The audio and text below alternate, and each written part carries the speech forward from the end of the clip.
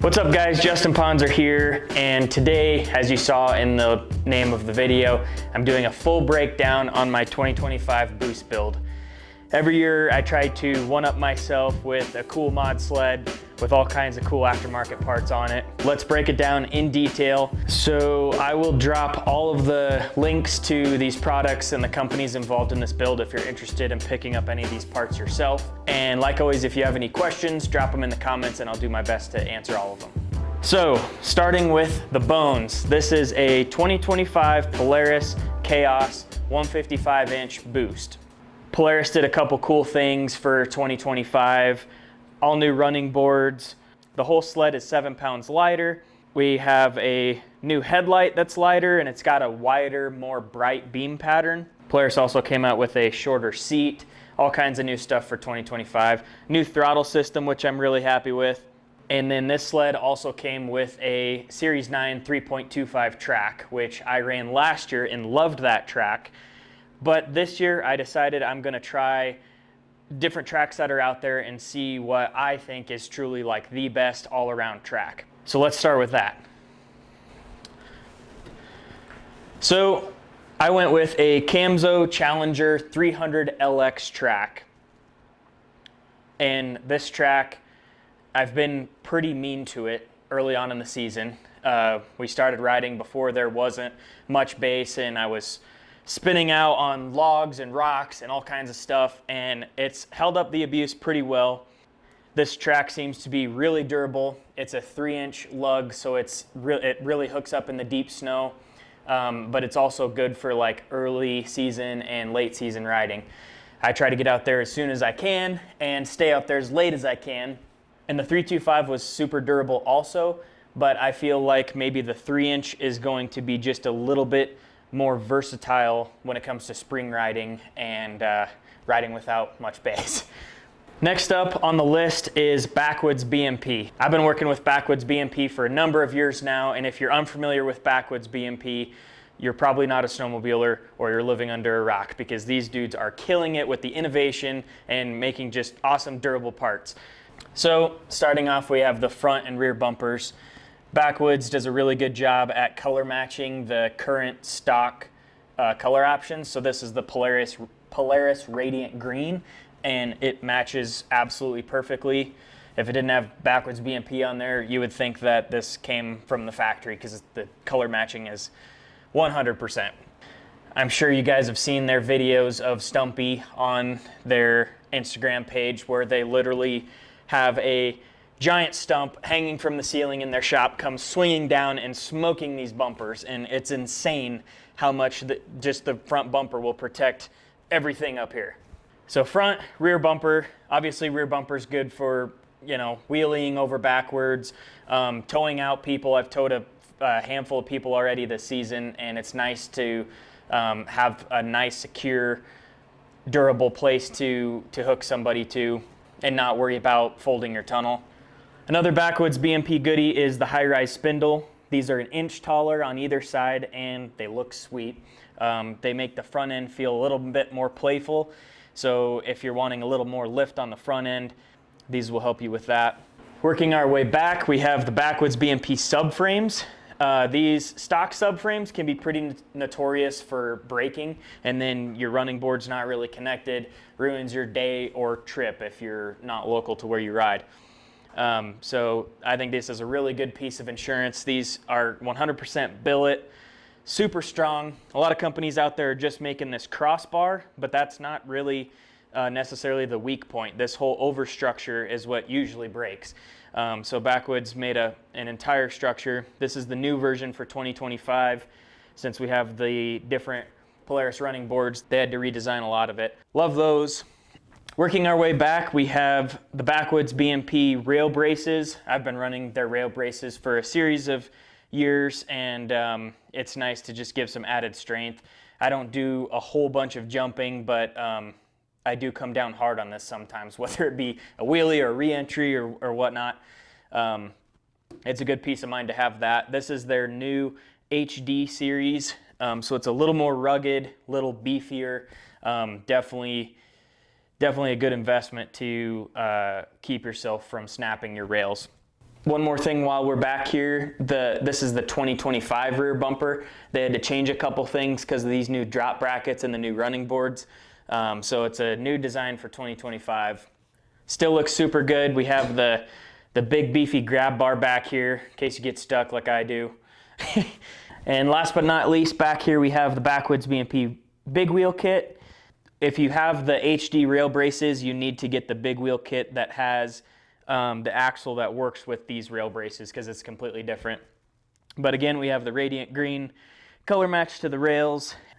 So I like the big wheel kit because I've seen some of my friends bust out the stock plastic wheels they can break. These are much more durable. Also, they're bigger, so your track has less rolling resistance when it comes around. There could be a chance of the track lasting a little longer because it's not cutting such a sharp corner. And then also another claim they make is when you're reversing in deep powder, you can actually go back a little bit further without digging down. And I actually kind of have noticed it's a little bit easier to back up on deep snow. Plus they look really sweet.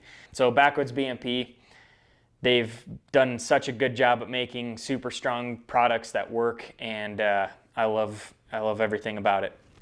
Another thing about Backwoods is Chet and Ryan, the guys behind the scenes there, are super cool guys. I'm sure if you've been to Heydays, you've maybe met them or been a part of some of the events that they throw at Heydays, and super awesome guys from up in Maine. We just had a big event last weekend where we were able to hang out with them for the whole weekend, and just a group of great guys. So couldn't be happier to be on the team and supporting their products that they make. Next up, why does this sled look so good, you might ask? ArcticFX. I've been with those guys for I don't know how many years, and super great quality graphics. This is my personal signature wrap. It's called the Ponsor Splice. I've been running this same wrap for a few years now, but each sled looks completely different every year because of all the different color options they have and finishes they have. So last year my Sled Reaper was this exact same wrap, just different colors. That was chrome. This is a matte finish. So it's crazy how many different options of designs there are, different color options, and then also different finishes can make a sled look completely different. And I always try to mix it up every year, try to do something new that I've never seen before. I don't really know how I came up with the colors, just spending, some time on their sled wrapper on the website, playing around with the stock colors, and this is what I came up with. I thought looked cool with the radiant green. I knew there was going to be white and radiant green on the stock sled when I ordered it, and then I added the tan in there, which kind of made almost like an ocean theme, since you have like the aqua and the tan. So I was trying to think of a name for the sled that was something kind of ocean or beach related, and one of my friends came up with RIPTIDE, which I thought sounded cool, so this sled is called RIPTIDE. Another thing about ArcticFX is it's super easy to install. All the pieces come pre-cut to fit your sled, so you just figure out where that piece goes on the sled and stick it down. I use a little bit of a heat gun to get it to lay nice, and it ends up making these sleds look super, super cool. While we're on the topic of looks, Seco seat cover. I've been using these seat covers for a couple years now, and this is basically just a cover that goes over the stock seat. Like I mentioned, the 2025 Polaris seat's a little shorter, so that's why this is so short. And then it's just wrapped with a seat cover. And they have plenty of different colors to choose from. Also, these stripes can be removed, or you can just have like 2 stripes. You can change the colors of each one of these panels, front, back, sides, everything, to make it match your sled. And I'm super happy with how close the colors are to the wrap. It looks like you kind of bought it all in one place. These seat covers kind of give a little good grip too. They're almost like sticky to the touch. So, if you're jumping from one side to the other, you have your legs up against here, I feel like it kind of helps you not slip around so much. And then they're also really durable. So to install these, just pop the seat off. Some guys take the original seat cover off and then like the Polaris one and put this one on. I just put it right over the Polaris cover. You just stretch it really tight and use a staple gun to staple it in there. I'm really hard on stuff, and I've ripped plenty of stock seats, and I've never ripped a Seco seat cover, so they are really durable. Performance-wise, this year I decided to run some Bikeman Performance stuff. So under the hood here, we have the Bikeman titanium exhaust. When this exhaust gets hot, it turns super cool colors, as you can see, like the blue in here, which I really love. It's got a nice raspy sound to it. And then we also have the muff pot here attached. You guys know I love to cook hot food on the mountain. So we got lunch right there. Up here we have a Bikeman charge tube. These tubes are known to collapse under pressure. There's been different things made out there that kind of reinforce them, but this is just a super strong silicone tube that's not going to collapse. All right, I'm gonna spin this around, show you the other side. Thanks to these Caliber rover dollies, this is super easy to do. Love these things. So coming in this side, we have the Bikeman clutching setup. So we have some sniper weights in here. I also did the secondary helix and springs, primary spring, and then we have the primary clutch cover here, the Cyclone cover. This clutch cover is kind of designed to be shaped like a fan, so it'll throw air at the clutches and actually cool your clutches and keep your belt a little cooler than normal, which is really cool. And then of course we have the Bikeman tune. I'm running the pump gas tune right now, and come here pretty soon we have some bigger things coming from Bikeman. Can't say what it is yet, but this thing's gonna be even more hopped up, and then I may switch to a bigger tune as well. All right, coming up to the cockpit, we have the RSI handlebars. These bars are super strong. Like I said, I'm really hard on stuff. I roll my sled a lot. Sometimes it's being rolled over rocks and stuff. I try not to do that, but it happens. And these bars are super, super strong, are way less likely to bend than the stock bars. And they look super cool too. So this year I just kind of went with a more sleek look. It's just black bars, white grips, and then we got the gray, white, and black bar pad. So these bars are super customizable. Not only do they have a ton of different color options and grip color options, but they're also super adjustable. You can get different bar risers. So right now I have the 1.25, which I feel is almost a little short for my liking. If you're a short guy in general, you might love that. Last year I did a 2-inch, and so I'm actually gonna switch back to a 2-inch. I think that the 2-inch riser is pretty similar to the low Polaris stock bars, which I really like where those are and how they feel. So right now they're super low. They're gonna just be a tad bit higher here soon. Also on the way is a grab bar. So RSI makes their own grab bar, and I've been running without a grab bar for a couple years now. And obviously it's good practice to not use your grab bar when you're riding, but I've noticed like when my sled's on its side, or I'm trying to like roll over my sled, even like just tip it over in the trailer or something, it's really nice to have that grab bar. Mainly it's just a place to like roll the sled over. So RSI makes grab bar mounts and then their own grab bar too. So, and then of course we got the heated bars. RSI, when you buy a bar setup, you can get the RSI handlebar heaters. Got to keep those fingers warm. While we're up here in the cockpit, there's a couple goodies from 3D Logik here. So let's get into what 3D Logik has to offer.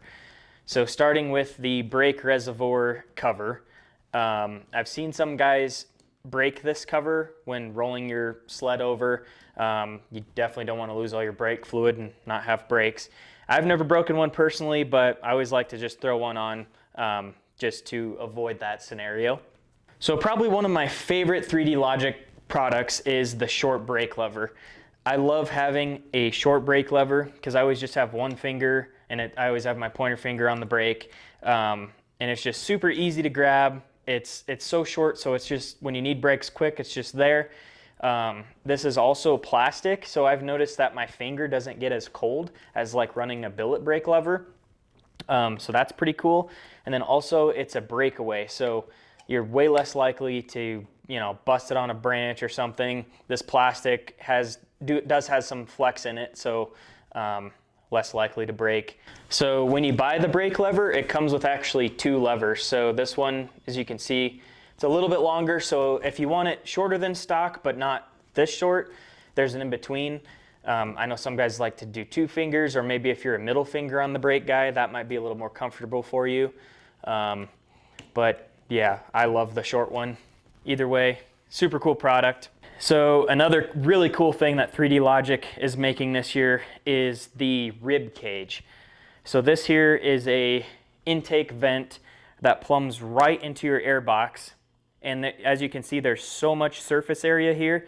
It's very, very hard to completely block all of this air.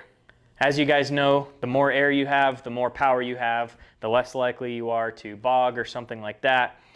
And this is just a really cool piece here.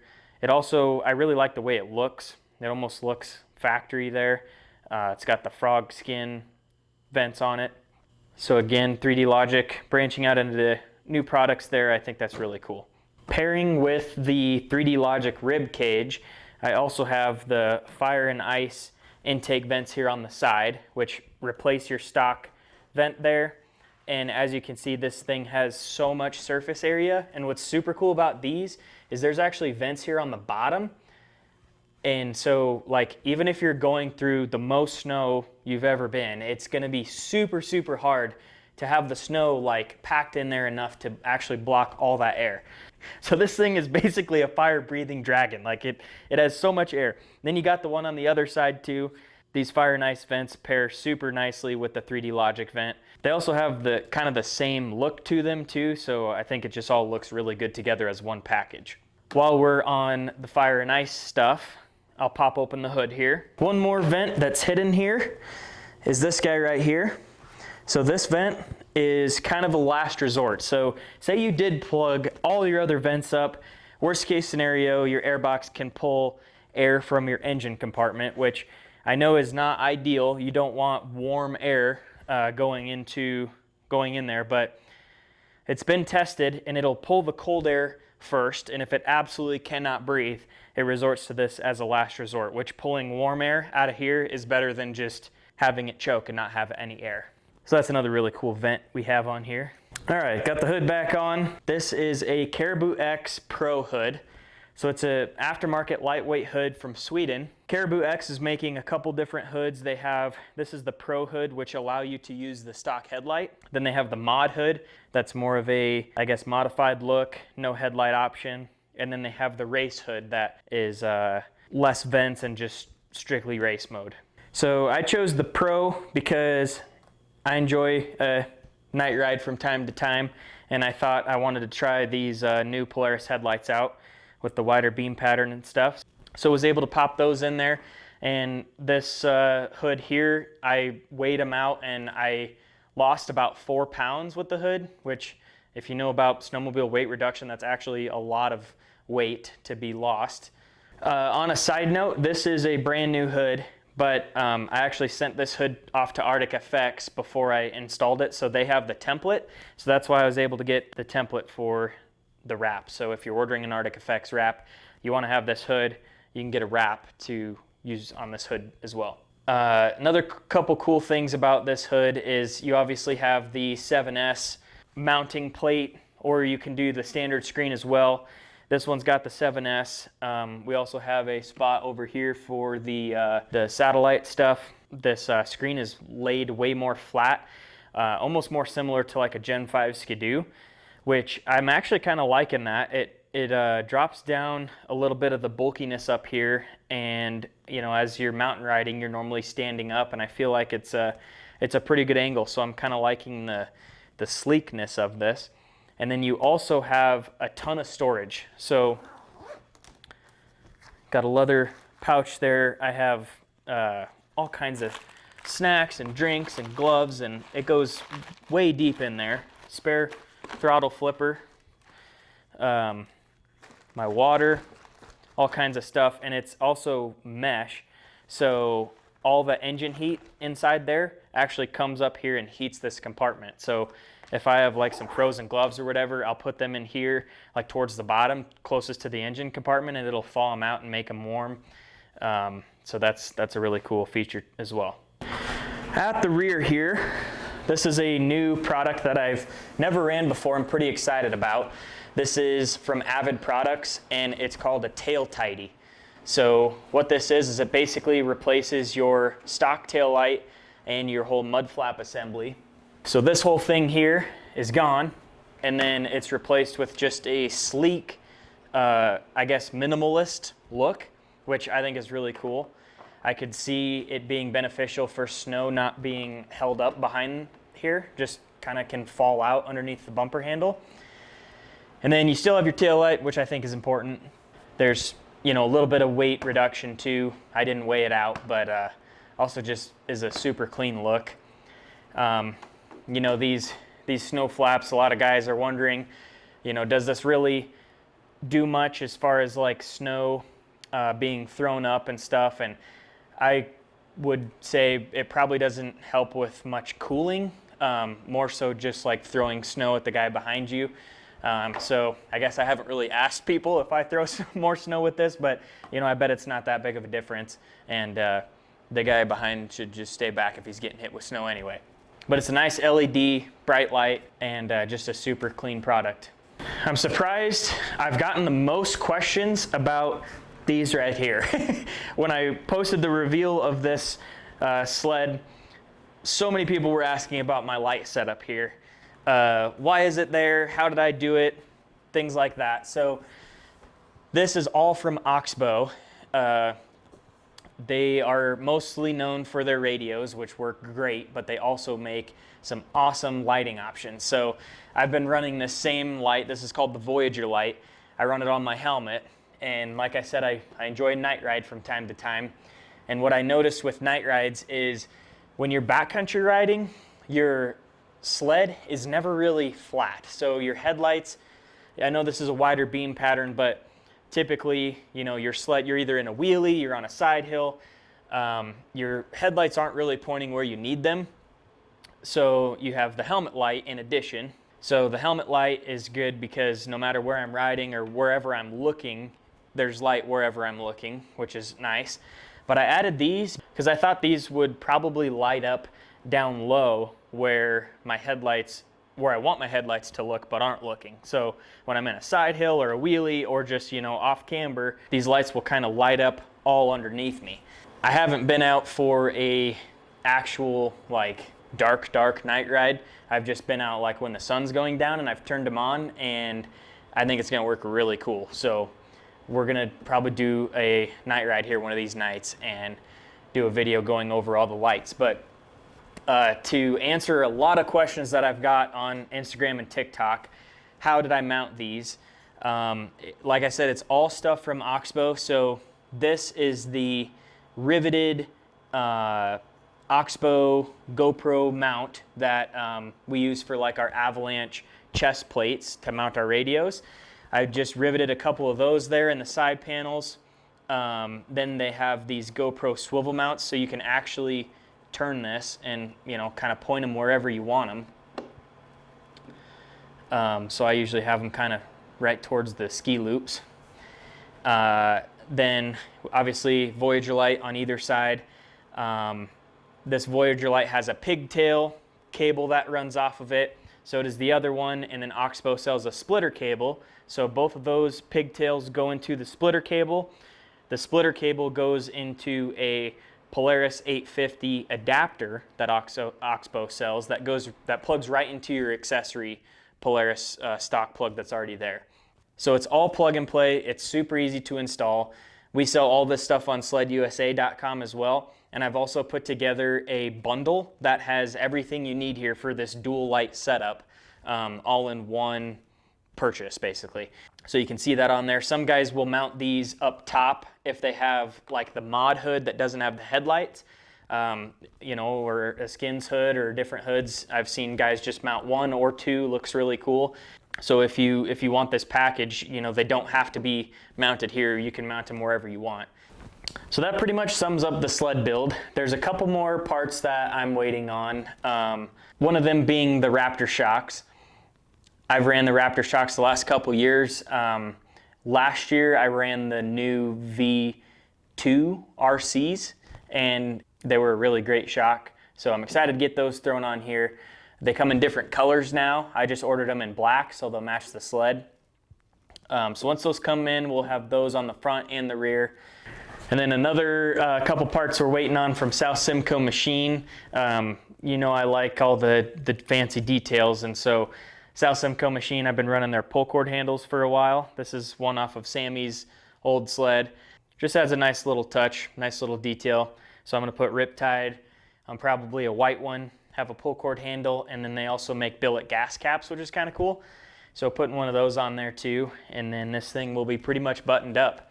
Like I said, there's a few more modifications coming from Bikeman also, so I'll obviously keep you tuned on that when they come in. And yeah, so far this sled has been awesome. It's my favorite build so far. I just try to keep, you know, setting the bar and seeing what I can build, and this sled's been really fun so far. So, like I said, if you have any questions, drop them in the comments. I'll put all the different products in the description for you to check out. So thanks for watching, guys. If you're not subscribed, make sure you subscribe, and we'll see you on the snow.